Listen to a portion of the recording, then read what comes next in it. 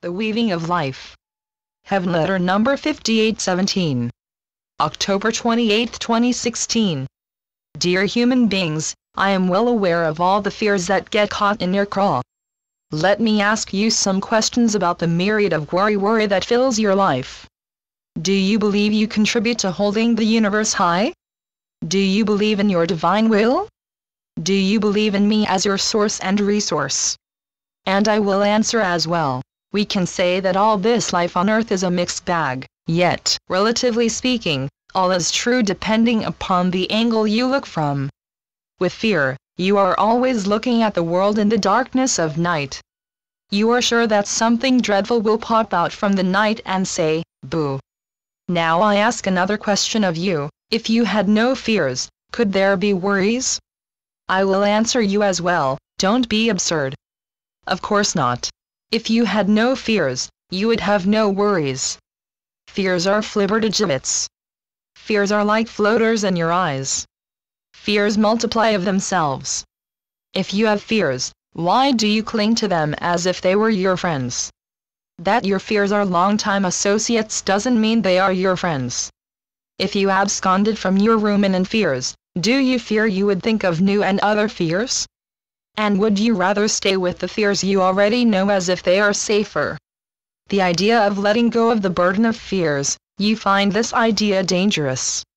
To you, letting go of your fears may seem like stepping out a 40th floor window and jumping with no buffer under you. Fears feel fatal to you, for this is the fatal world you live in. You live your life on tenterhooks. My dears, you fear fear more than you fear anything else.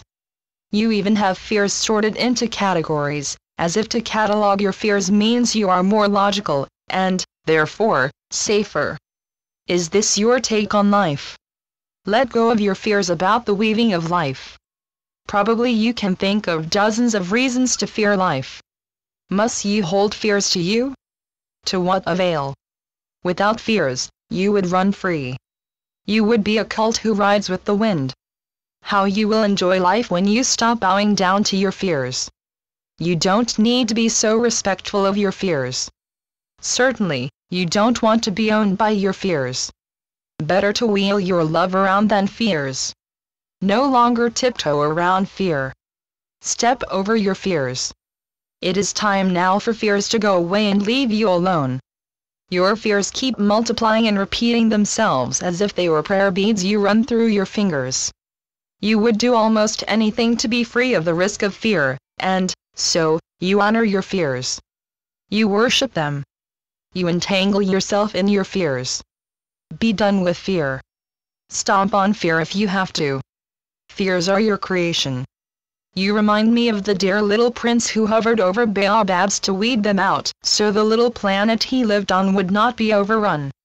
I ask you to stop running over your fears as if your recurring thoughts of fears would wear them down.